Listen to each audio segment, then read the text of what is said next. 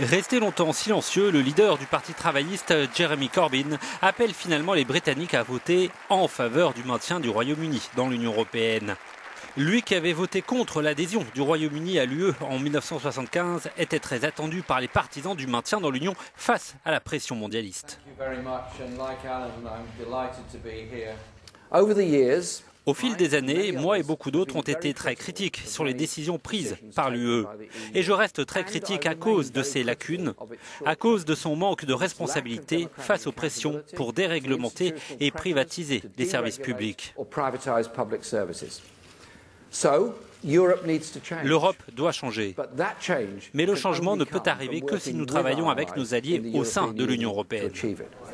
Le Premier ministre David Cameron multiplie les initiatives comme ces coups de téléphone directs aux électeurs britanniques pour les convaincre de voter pour éviter un Brexit et ses dangers. Very good. Well, anyway, will you say big thank you? June the 23rd, there's another 12 weeks to go. But everything that you can do to keep going on the campaign would be great. Le Fonds monétaire international, comme la Banque centrale du Royaume-Uni, ont mis en garde contre les conséquences négatives du Brexit.